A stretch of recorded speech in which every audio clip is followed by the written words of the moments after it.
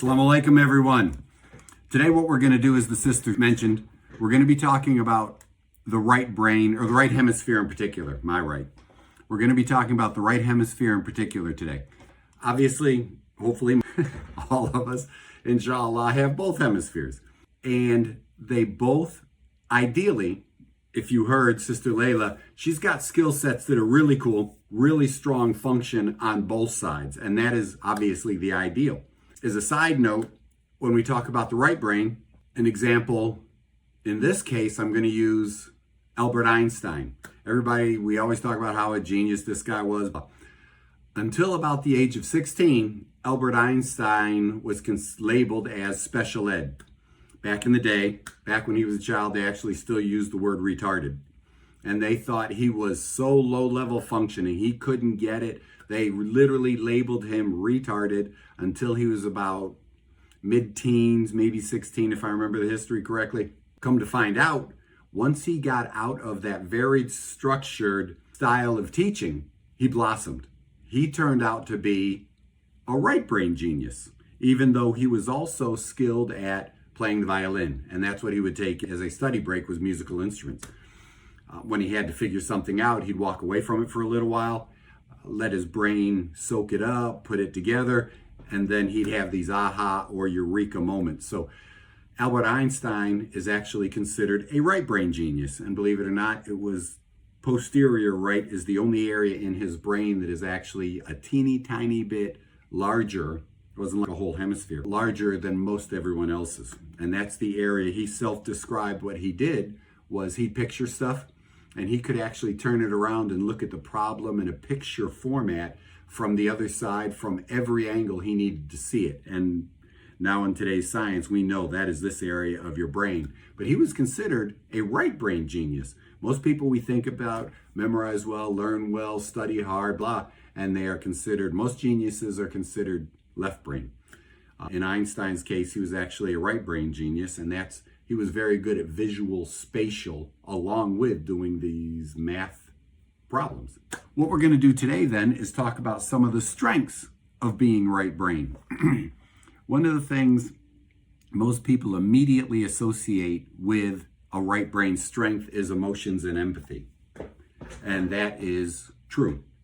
Most of our emotions fall or are generated from the right side of our brain, our understanding of things. It's really important to understand that along with emotions of the right brain, which would be self-awareness, this way you're aware of, this way based on what you know about yourself, you can apply it to other people that aren't self-aware. People we describe will say, man, I can't believe they just don't know. They don't see that in themselves. They're not very self-aware. That's a left brain attribute. But the main emotions, well, let's talk about the left brain for just a second. Happiness, surprise, and anger, and maybe a little bit of joy for getting your own way. Left brain happiness. At the extreme, you're happy you got your way. The surprise part, you're surprised you didn't get your way. And then the anger part, you get really angry and frustrated about it. A classic example of a very corrupt, what I would describe as a non-professional, non-psychiatrist, non-psychologist, is our re-elected white guy. You can see this guy is, I would describe him as so out of touch. You only see him happy that he got his way. He's pushing through. He gets angry all the time when he doesn't get his way. He can't believe some of the things he says aren't super intelligent. He thinks he's the smartest person he knows. He even brags about not reading and not bringing in new information, right? Because he's so self-involved. And that's a big difference between left brain people and right brain people. Left brain people tend to be very self-involved. Right brain people are very self-aware and then more aware of their social, or more involved socially. Left brain people tend to be very selfish, contradicting that with right brain people tend to need very, very social environments. And that's important. Because self-awareness, if I understand my emotions and I understand what my face looks like when I'm happy, I understand, and if you watch babies, you can see that they're very movement and very facially aware. They really love watching their parents' expressions. It's really interesting also that most mothers, studies show most parents, right-handed or left-handed, because you'd say, well, they hold them to the left because, in the left hand, because that frees up the right hand, and most people are right hand dominant. Studies show left hand dominant people also tend to hold their babies on their left side, left-handed or right-handed. The predominance is holding a child, cradling the child on the left side. Most mothers will breastfeed from the left side first. What that does is that signifies, or that can acknowledge, that can show you that in a relationship, you're reading your baby, you're paying attention to the baby, you're trying to figure out whether your baby's happy or sad, you're trying to convey emotion for you, and you're trying to understand the baby's emotions, right? For you, you are actually looking from the left side, your left field of vision, which stimulates the right hemisphere. And this is reinforcing your desire to be social, your desire to fit in with your community, or your desire to bond. Those emotions on the right side of the brain. Like I said, the left is happiness, surprise, anger. So with that in mind, one of the biggest things about the right brain is self-awareness. So what I'll do is I'll talk about the strengths first, then we'll jump back and review what could then be a weakness. So you've got empathy. Let's start with self-awareness, which allows you to have empathy and understand what other people are feeling and doing. With that, being self-aware, you become almost self-critical. You're also hyper-aware of your surroundings. It's really important, if I can give you an example, and I'll probably repeat it on our left brain lecture. Imagine back in the African savannah or in the woods here in America, before we chopped all these trees down, before the Europeans got here. Imagine you're hunting out in the woods and you're looking for dinner, or you're northeastern, where I grew up in the northeast of the U.S. They used to have this thing, some of the tribes, the Native Americans, the first people here, they used to have this thing where some of the tribes, the young men would have to sneak up and touch a bear and run away and survive, right? That was your manhood thing. So imagine, if that's not a myth and a true story, think about what happens. You're out searching through the woods or the African savannah, the tall grass. I mean, you can't see anything. This stuff is like here, and in the woods, you can't see through it because it's so dense.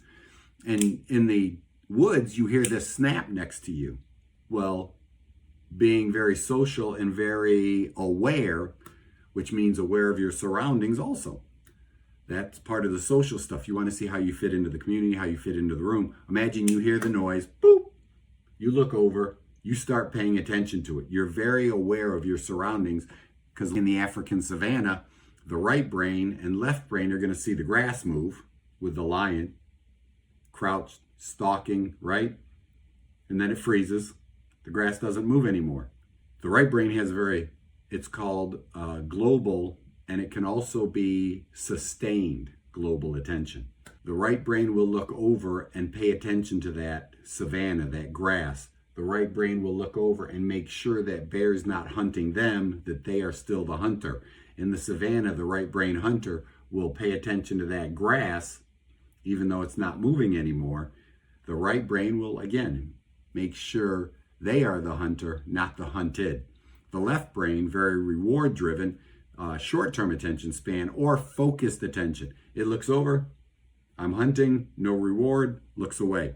The right brain pays attention to make sure that lion, the hyenas, they don't sneak up on it, right? So that's how the left brain and right brain person work together. Short-term, goal-oriented, striving, achieving something. The right brain, more global, more big picture. And that's how then you can go into society. You walk into the room, you want to measure the room. Your boss is there, some coworkers are there. What are the dynamics? And how do I fit in and become socially acceptable in this environment?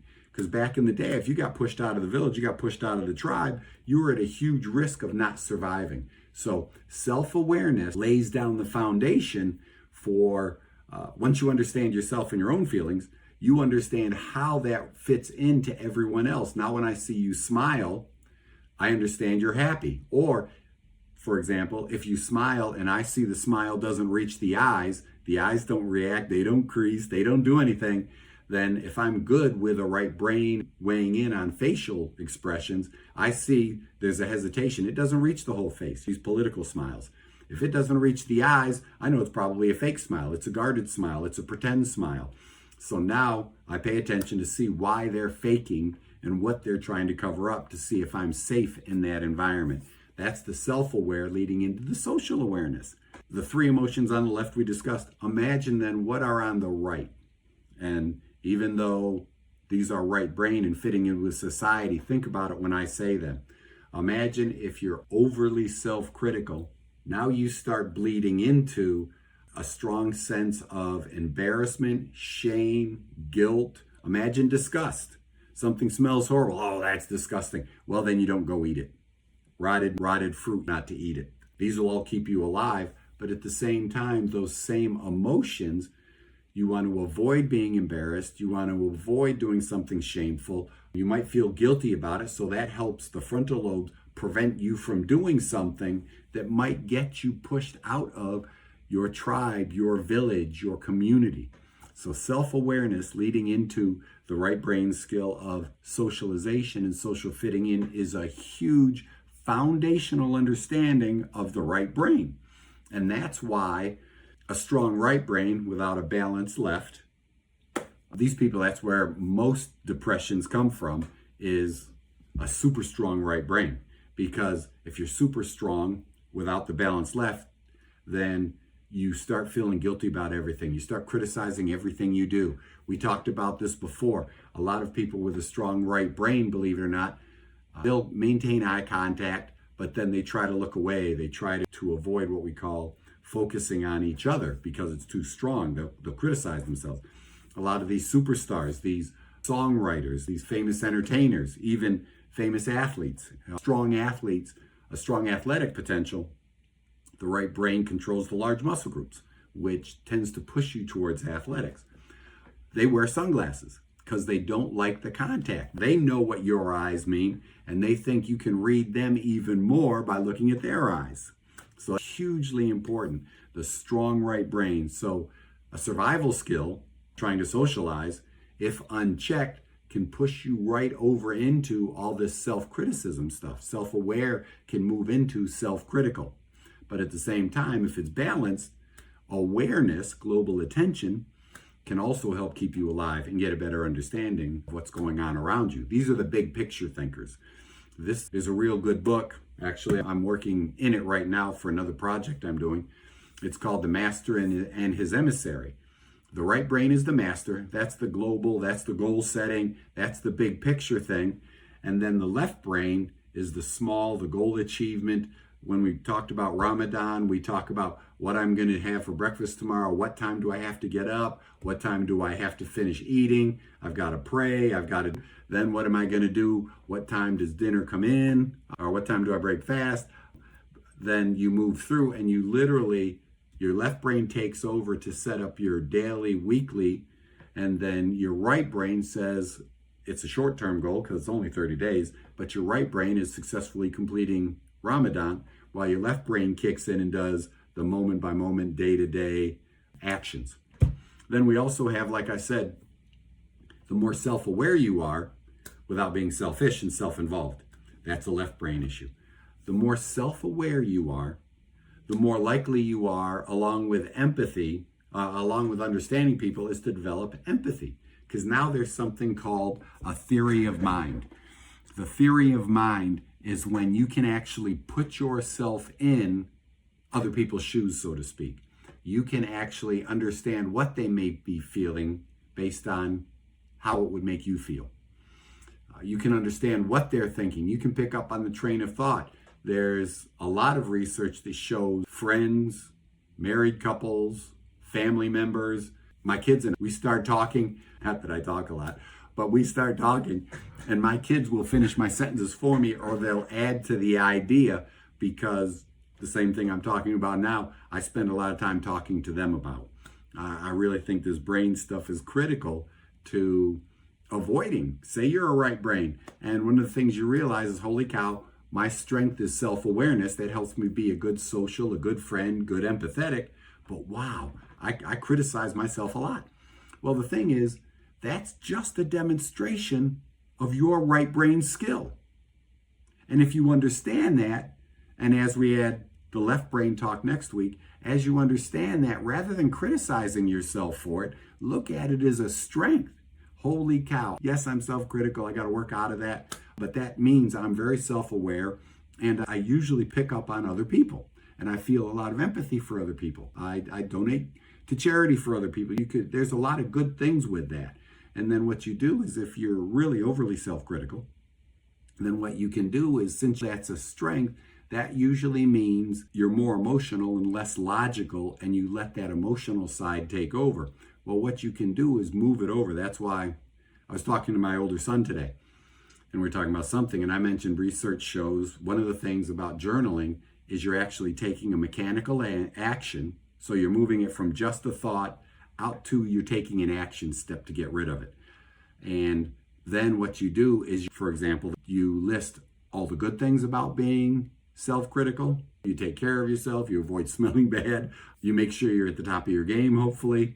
At the same time, you can also write down, what can I do to stay self-aware, but what steps could I take to avoid being self-critical?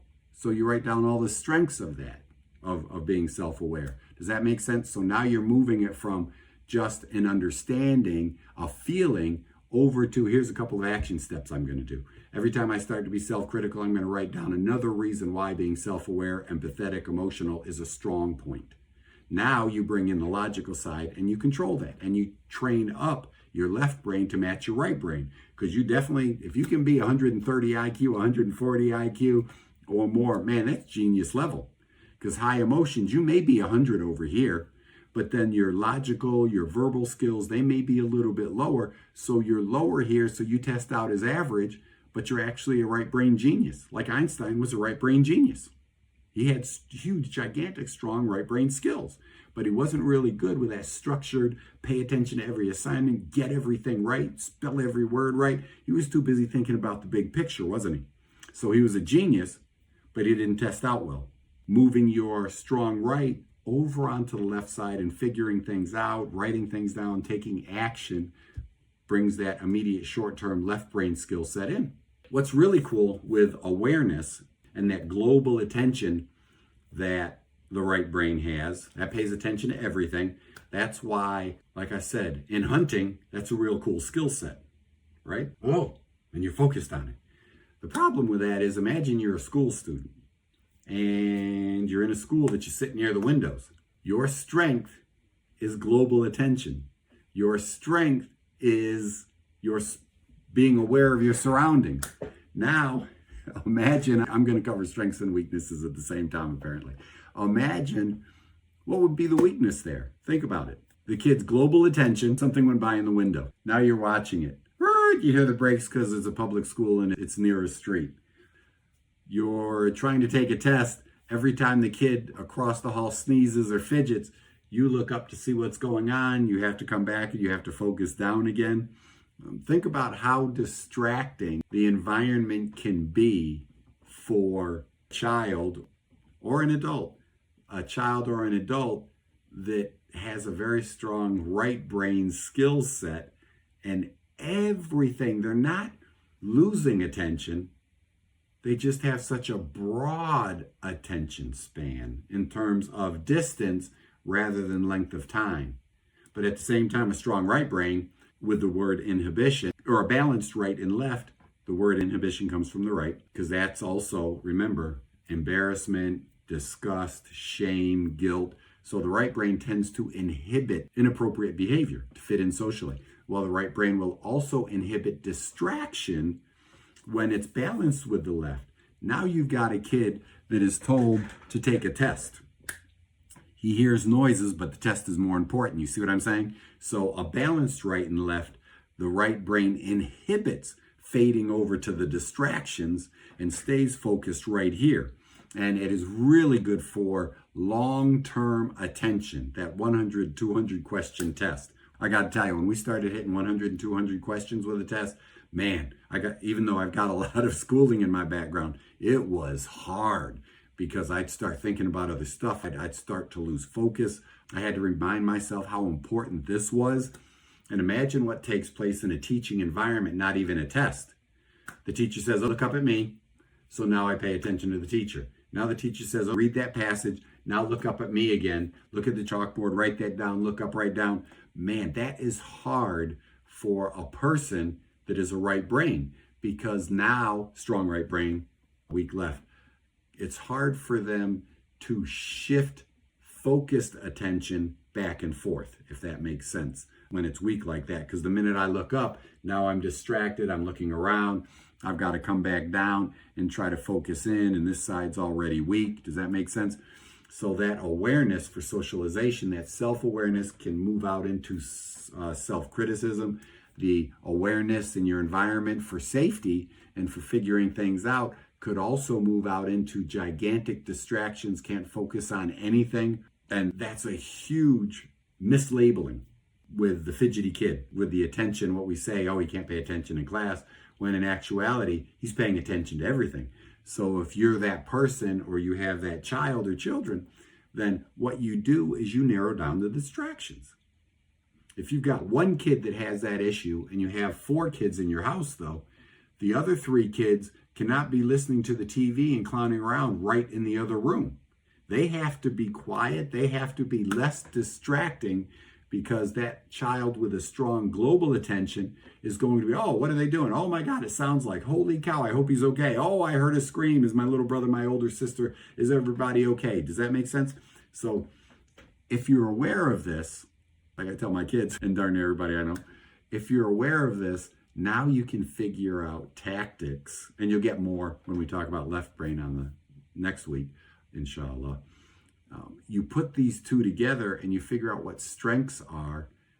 You also see then that could become a weakness. I tell people, most people's strengths are also their weaknesses. So you can see how I can take the left brain and the right brain. If I'm more right brain dominant, then I've got to start using some things to train up my left brain. If I'm more left brain dominant, less emotionally involved, more focused. Your spouse gets mad at you because you focus real hard when you have something to do, but then you seem like you don't pay attention to the family. You may not know how to show that you love them other than to bring home the paycheck, or other than to clean the house, or other than what you do. So the more we know right brain, left brain, the more we can put it together and we can be happy, cohesive community. Now, I already talked about the global attention. What's really cool with global attention is, and the empathy and the social and the awareness, the global awareness, is the right brain starts everything. The right brain is always on. If you haven't been to a previous talk, the right brain is always on. It always wants to survive. Everything that comes in through the right brain, right hemisphere. Then the right brain may target something to pay attention to and tell the left brain to do that. Or if you walk into a room, social for example, the right brain, you walk in, everybody's having a good time socially, it pushes it over to the left brain and says, oh, we're safe, now try to fit in.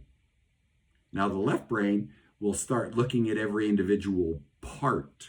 That person over there, oh, are they smiling? Are they happy? Are they talking loud? Are they talking sad? So that I fit in with that part of this event. Then it'll look over here, fit in with that part of this event, fit in with that part of this couple. Who's in charge tonight? Who should I talk to? Who should I pay attention to? What should I do and say? That's the left brain breaking things down, and we'll talk more about that next week.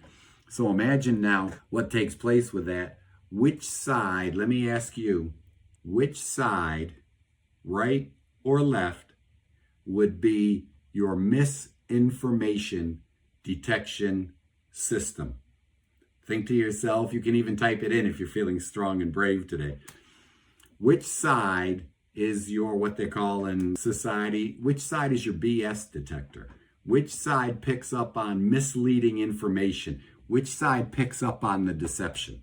It's going to be the right side, because the right side actually thinks outside of itself. The right side actually puts things together from a looser perspective, right? It's aware of its surroundings. It's one of these things where it picks up sarcasm. It understands sarcasm and metaphors.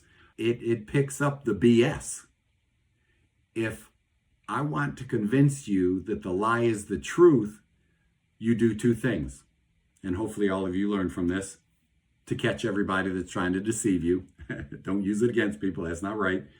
But the idea is, if I can get you emotionally involved in the subject, if I can stimulate fear in particular, fear is very, very motivating. Fear and pain, right? If I can get you fearful, stimulate that amygdala and the fear part of everything, and then I throw, whether it's true or not, I just throw pieces of information at you. Embarrassingly enough, that whole thing about that Haitian community, I think it was up in Ohio or somewhere up there, the Haitian members of the community, and someone got it on picture showing a man carrying a duck he caught or some kind of an animal. And of course, the picture was true. Here's a guy, maybe he's carrying the dead duck, maybe he bought it and killed it himself for dinner, whatever the case is. Maybe if he found it along the side of the road and he's going to take care of it. It doesn't matter why. The fact is it was true. There's the fact of it. That appeals to the left brain. Then what they did, oh my God, look, they're taking over. They're going to kill your animals. They're going to eat all your cats. They're going to eat your dogs, blah. So what they did was they brought in what could be a global, it's a truth, but then they threw in the fear, they threw in the fact, logic, but they surrounded it with fear. Now they can actually do lie. If I can stimulate your left brain, particularly with fear and compartmentalization, linear thinking. We already know your prejudice against non-white people, the re-elected white guy's base. You're already prejudiced against non-white people. So now I'm going to throw this in there and I'm going to further stimulate your fear. Now you're a follower. The left brain does not pick up on truth or falsehood. The left brain only goes with what it knows, what it sees. It's the right brain that is the BS meter, is the misinformation meter. So when you look at something, the first thing you should do is ask why. Not what. That's a left brain thing. Ask why. What's the big picture? If you're reading, for example, autistic ADHD, and as the sister was saying, generally, not her, but generally speaking, photographic memories. You've got that. Step by step, you understand, parted it out, you brought all those parts back in, and you understand how they fit together, and you can memorize, because letters are part of words, and you recognize and stored that. Words are part of sentences. You recognize and stored that, but you didn't get the understanding. Does that make sense? So the right brain has this global picture, this global understanding, this global awareness. The right brain is aware of things outside of itself based on its own self-awareness. The left brain then is very selfish and very self-involved and not very self-aware. Our re-elected white guy, who says the things he says and isn't embarrassed, ashamed, and is disgusted as so many of us are, right? And then finally, and that's all part of that global attention, wide worldview, outside yourself, based on your own good self-awareness. Finally, we've got, with being a misinformation detector, one of the reasons, or the strongest reason for that, is your right brain is also your morality, is your moral guidance based on that awareness, that empathy, that feeling for others, that what I talked about as the theory of mind. You understand that the harmful things you say, you wouldn't want it to happen to you, so you don't do it to others. There's the empathy part. Does that make sense? So the morality is also on the right side. Now, left brain people can be moral too. I'm not saying they're not. But what takes place is, with a corrupt left brain, like our re-elected white guy, he is so corrupt. You can see there's no moral code in there. He's just self-involved, not self-aware. It's like I said, and everything he comes up with, since he doesn't bring in outside information, he doesn't read, he doesn't like that stuff. He wants facts, he wants mechanisms. The only thing he pays attention to is what he can accumulate and what is useful to him right now. And his big picture goal is just to accumulate more and stay in the news, for example. He loves being a video, what do we call it? Reality star, right? Everything's a reality show to him, and it's all fake. It's all made up. He doesn't have issues with that. The right brain likes reality, believe it or not. The left brain likes the artificial. The left brain is VR, creating, human-made, creating your own reality, not reality itself. Does that make sense? So with those, I'll summarize real quick. With those, we'll open it up to questions. The first one was the right brain strength is self-awareness, which leads you into social awareness, which leads you into empathy and theory of mind, which is really cool. The third is the misinformation detector. It's also the global awareness, global attention, and the morality. The right brain is your moral code, your moral guide. Does anyone have any questions about what we've just talked about or anything we've previously talked about? You can certainly type them in and the sister will read them to me. I have a question. Yes, Sister Laylo. Is that Brother Efnan? Yes. I'm a right brain thinker, and sometimes when I listen to lectures, I try to visualize Try to visualize what they're saying and create pictures of what they're saying, and then sometimes whenever I try to visualize, I get caught up of what my vision is of what I'm visualizing, and I miss the whole lecture. I was thinking, do you have any strategies for me to do to stay focused, or to not try to visualize, but just try to, I don't know. What I would say is one of the biggest, let me just say it this way. One of the biggest problems is, for example, right brain, left brain. That's, you definitely, I can agree that's probably right brain. You try to visualize it, you put this picture together, then you start trying to put the picture together. And you get lost in the importance of why you were putting the picture together. It was based on his talk. Does that make sense? So what you do is, rather than fighting against that, what you want to do is, while you are trying, because I got to tell you, sister, I use a lot of I and me because I'm afraid of talking about someone else and gossiping or saying something they didn't want me to share. But as a side note, I'll mention, when you hear someone say I and me a lot, or if they reference we, but it's a very teeny tiny thing, that's usually a left brain indicator. Be careful. But I'll say, I had that same issue when I was going through high school, when I was going through undergraduate school. I had a big issue with, I'd want to sit in the back. I didn't want to sit in the middle, and I didn't want to sit up front, because believe it or not, I was probably overly self-critical, and I didn't like having people behind me. So I couldn't tell what they were thinking, right? When I went to chiropractic school, it occurred to me, alhamdulillah, that I couldn't sit in the back because I'm so easily distracted. I literally sat in one of the first 3 rows so that I could look at the teacher and I could look at the board to tighten up my thought process.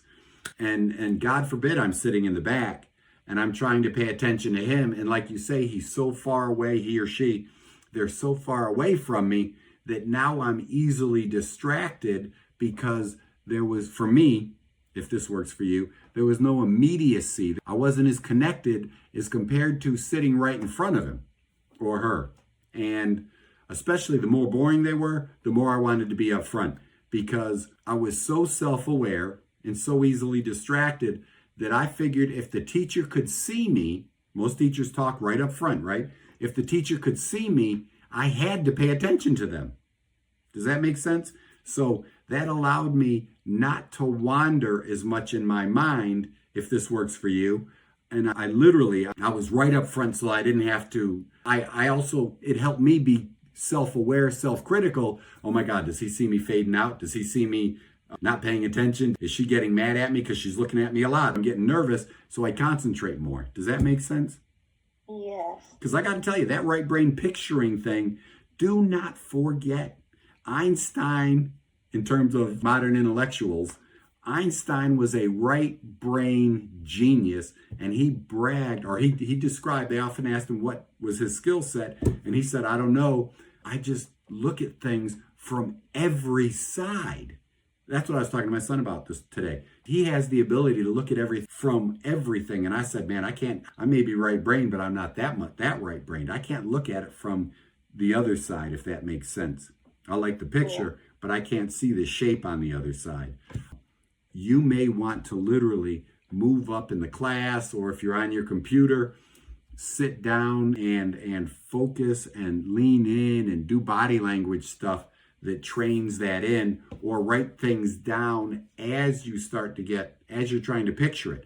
Write down what's being said, and that may allow you, because when you start using words, verbal is very much a left brain activation. You focus on the words, and that will help stimulate your left brain, and maybe you can train it in for more focused attention rather than global attention and picturing everything. I tried the writing, but then I started writing and I was like, oh, this is misspelled wrong. And then it goes off into another thing. So I just put it on closed caption. That has helped me so much. Closed Awesome. caption. That's what I'm saying. Now you're reading this stuff, and that you left brain that even without asking me. You literally left brained that without even asking me how to do it. That's brilliant, because verbal involvement, writing, rather than listening. I'm a listener. I prefer listening. Reading it's so left brain stimulating. I don't even know why you asked me the question, sister. You already know. That's cool. You helped me come to that, that idea. Just listening to you. Thank you. No, you're welcome. I have a question from one of the sisters here. What if you're a person, she says, is right brain, and you look at things from all angles? Yes, you do. All point where you actually believe what you think about a situation or about a person. You looking at it from all points, every angle, the good, the bad. Right. And then you actually start to believe whatever you picture in your mind for it to be. Right. What would you say about a person like that? And by the way, I'm like that too. I got to tell you, there's a lot of research. Really cool. Overthinking. Without a doubt. Tell me that I overthink too much. But I don't, in this case, the way that sister described it is not overthinking. When you believe what you're thinking, I'm cool with that, especially if you looked at it from a global perspective. Because what happens is the right brain incorporates so much extra information that the right brain should be the final decision maker. The right brain is your intuition. The right brain, I didn't mention it before, but remember this. Your right brain is intuition and responsible for your gut feelings.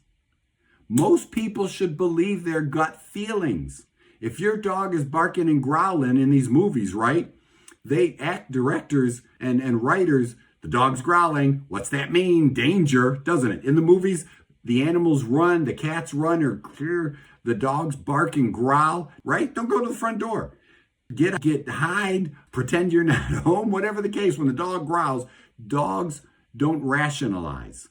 They believe their gut feelings. And sister, I got to tell you, this is one of the most informative left brain books. It's The Master, I mentioned it today, The Master and His Emissary by Ian McGilchrist, PhD over in Europe. I think he lives in Ireland. There's a whole section I just read the other day putting my left brain stuff together.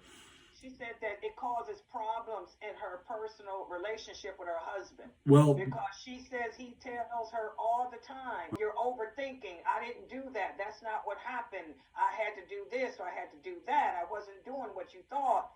So she said, is that a bad thing? Then she usually follows her gut, as you say. Well, the thing is, but it ends up causing problems in her relationship. There are two things there. Number one, I'm a big fan of believing your gut feelings. Number two, think about what takes place then. If gut feelings are good, right, and something makes you anxious, like the dog growling at the front door, the idea is, what would be the weakness of that strength?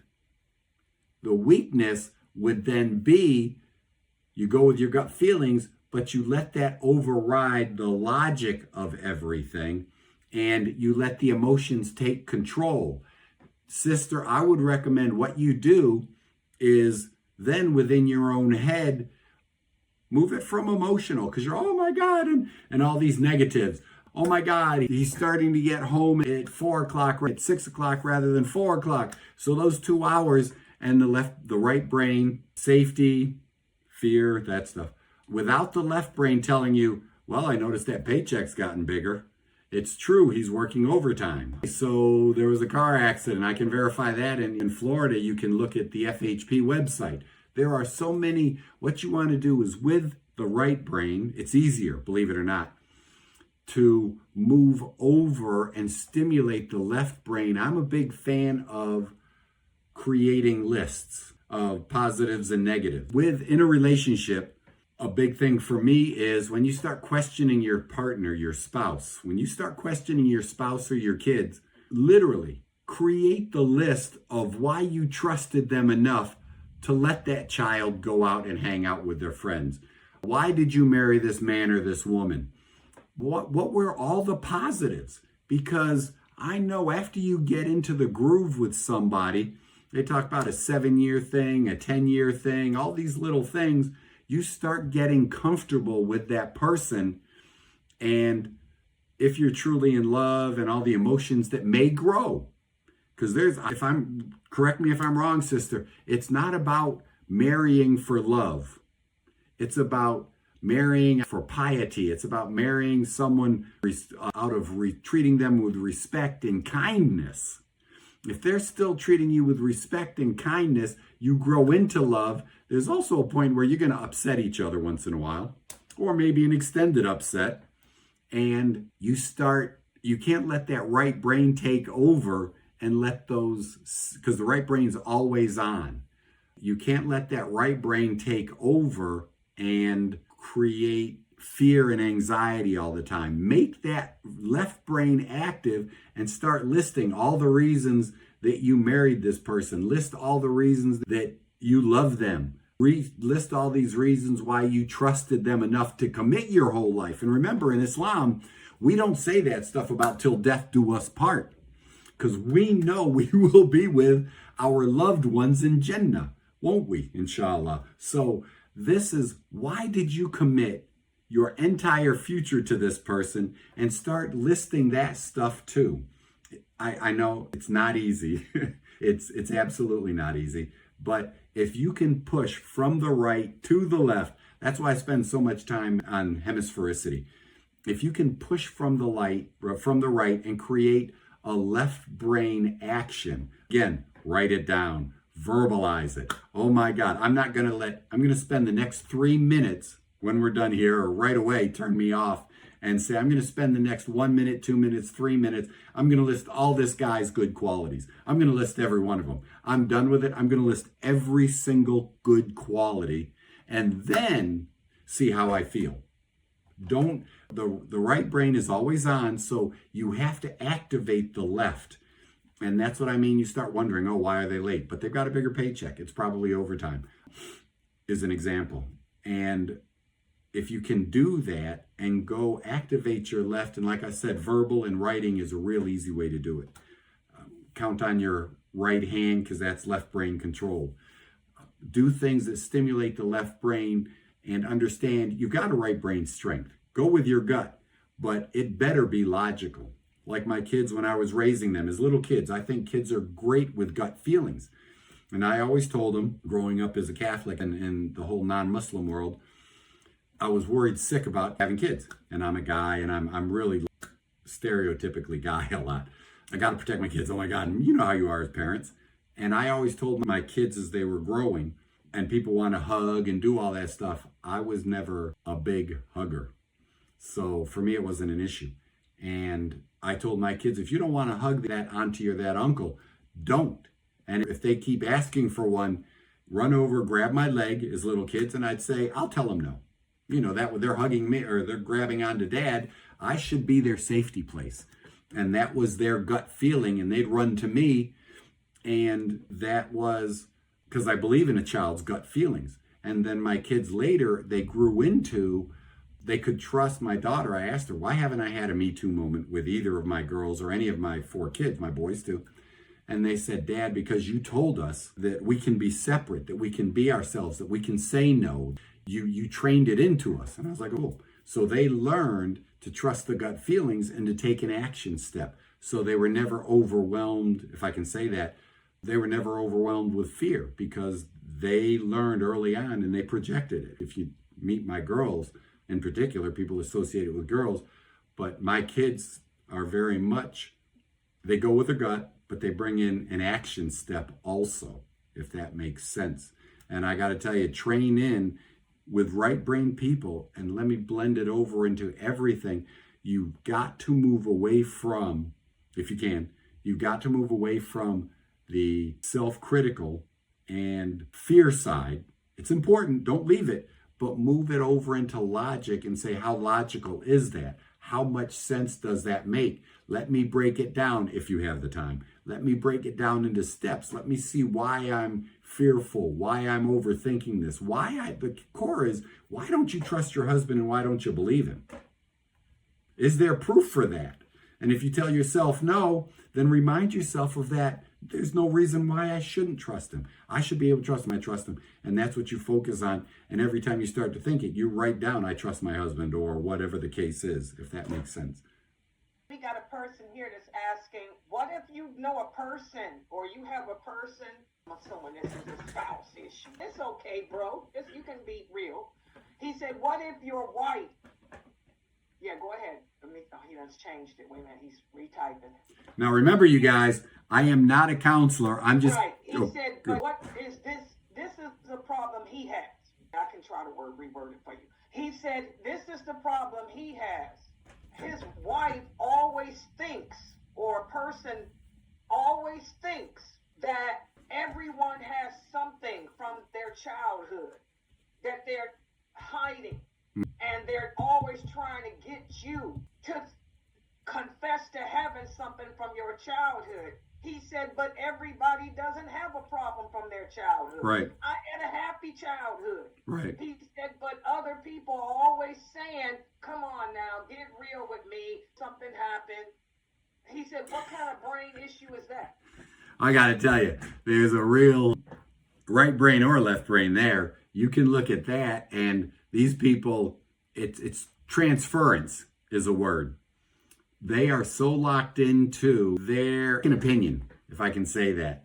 Most people, when they share their opinions and they're telling you about yourself, they are actually not telling you about yourself. They're telling you about themselves. Brother, oh my, you have to have something. Well, maybe you don't have to have anything. He said that's what his first thought was. Yes. He said, Sister Layla, tell the brother, that was my thought. Every time she does that, I say, well, she's speaking for herself. Done. She needs to see a counselor. He said, I told her she needs therapy to work out her issues because I don't have anything to hide. I have no skeletons in my closet.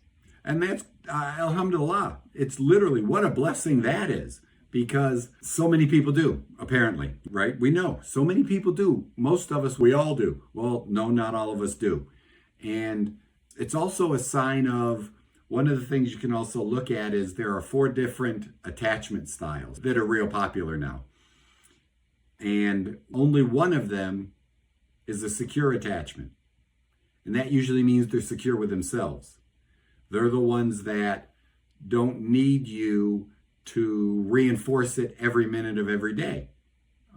You walk in, or say you leave the house and you're one of those secure guys, and as you're leaving, you might want to develop a habit of, baby, I love you, honey, I love you, whatever it's I love you. She may need that reinforcement, that stuff kind of thing. Or you may need it, depending, for all of us, you may need it. So it's literally, the secure attachment style sounds like what this brother's expressing. He doesn't have any issues. He's real cool with himself. Hopefully you're really cool with your spouse and your family structure, all that stuff, your kids, and it's the secure attachment is safe and safe to be around. The problem is we aren't always aware of the needs of the people, the other 3 styles that are insecure and there's explanations for each one. They could have had a parent that was home but didn't form attachments. They were absent parents, right? You can be an absent parent and still be at the house.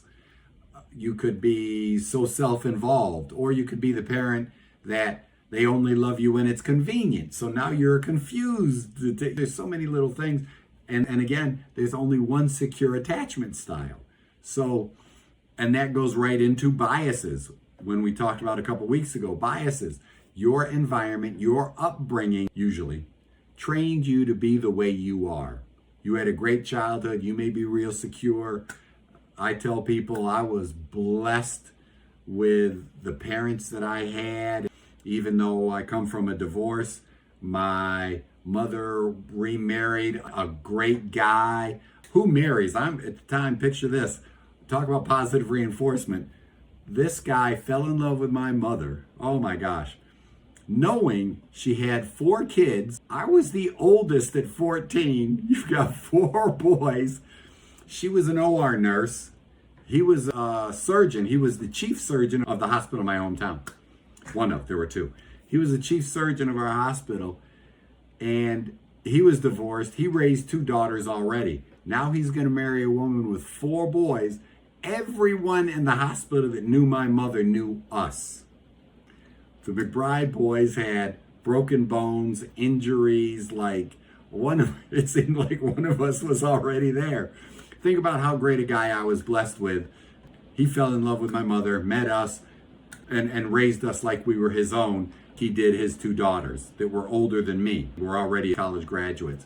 And so think about the brother says, man, that's a great life. And but then you might even have personal issues from something else. I don't know. Another question here. The sister here wants to know, what side of the brain does a narcissist work? We'll talk about that next week. If I can say, that's my left in case the camera flips it. The left brain is very narcissistic.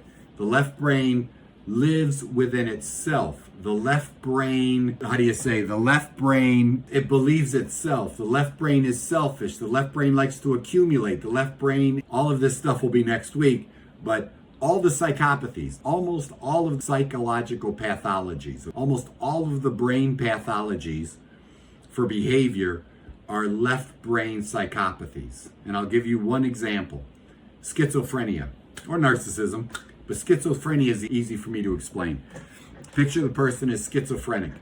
They start hearing, they might be hallucinating with voices. They might be hallucinating with visual stuff. They might be hallucinating with a bunch of different things.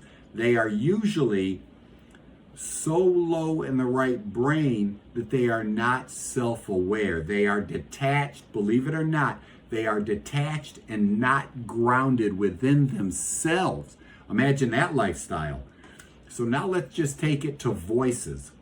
Imagine they are so schizophrenic or so unself-aware. I do a lot of self-talk. I know it's me talking to myself. Imagine if you're doing self-talk and you don't know where it came from. You hear these voices and you don't know where it came from. A lot of the research points towards they were unaware that it was themselves talking to themselves. Anger. You get mad and you're like, oh, I want to kill that guy. Oh, I should kill that guy. But you don't know you said it. Where'd that come from? Oh, I heard a voice. Well, it was your voice. So most psychopathies, schizophrenia, but your what you mentioned, narcissistic, very self-involved. I'll try to write down, if I remember, as I put that in. It's self-involved. It likes to break things. The left brain breaks things into parts. It likes them sequentially. It likes them linearly. It likes mechanistic as compared to the right brain that looks at the whole picture. The left brain breaks it into parts. Well, imagine if because of that mechanism, it doesn't go with the human side of things. And again, as it gets weaker on the right, the left brain starts running unchecked. So now maybe it's even more verbal and less understanding and less empathetic, and it moves into these things and it's just totally self-involved. It only believes itself. It only wants for itself. There's no empathy, no thinking of others. That's narcissism, isn't it? You think you're the greatest thing since sliced bread. Our reelected white guy, right? Nothing but left brain, and that's corruption. That's not left brain normal. That's left brain, if you remember the old movie, Abby normal. That's way out there. I'm just... What we're going to do, because this is, they're all typing about this too. So next week, yes, that's what they're saying. Can we focus, because narcissism seems to be a problem in a lot of these relationships, and also schizo. Wow, that's scary. I'm going to just be honest. I have about 6 of my students here who are regular students who have been diagnosed with schizophrenia, and they're always having a hard time staying balanced. And so that's what they're asking. That would be great. The sisters and brothers here are saying if you can focus in on narcissism and schizophrenia next week, that would be great. And what I can do is, because I can put out some videos advertising it all. No, that's fine. We'll talk about left brain stuff. I'm 100% with you guys.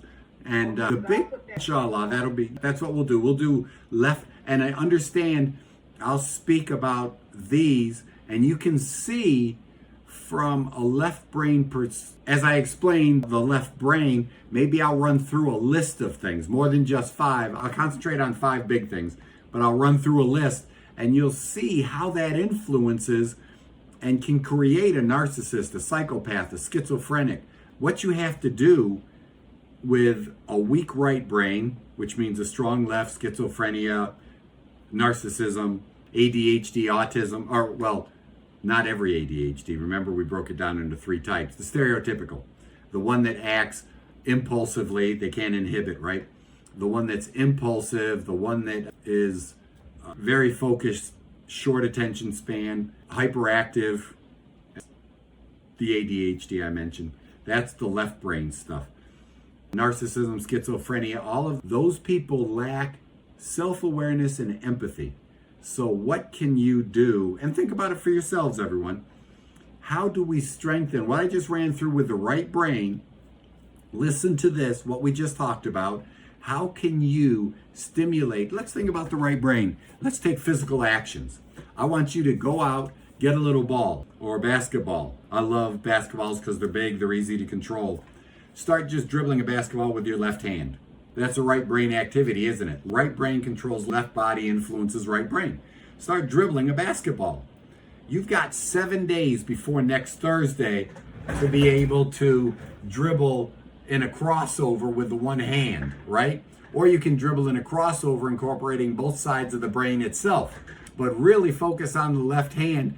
And then if you want to, you can get a metronome on your cell phone and put it for 58 beats per minute, is a lot of research shows. Not 60 beats per minute, 58. So you're going a little slower. You're going a little slower. So it's every time you want to go bang. So now you're actually tying in rhythmicity also, and you're bringing in the cerebellum for coordination. But literally do left brain, left body for right brain activities for next week. And I would even consider drawing with your left hand, even if you're horrible at it. Write with your left, no, don't write with your left hand. Don't do words. Trace out pictures. Be creative. Draw sloppy flowers. Draw sloppy houses. Look up at something and trace it out with your left hand. That's so right brain you can't even think straight. Big picture stuff. If you read books, don't ask yourself what happened. Ask yourself why the characters did it. Even though you're using reading and it's a verbal skill and it's a left, you're using it to stimulate the right brain because you're asking why did the author do that?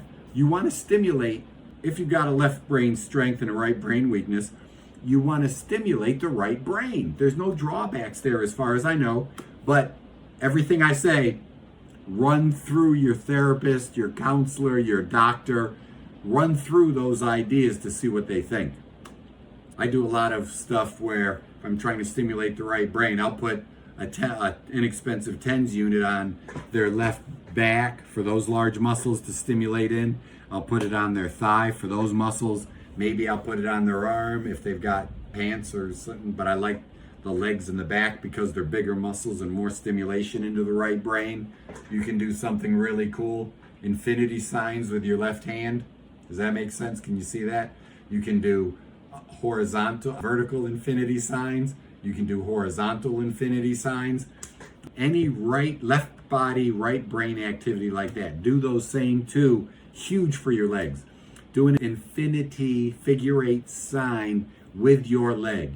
Do it both horizontally and do it vertically. Those are great right brain activities. Let's check with your counselors first. This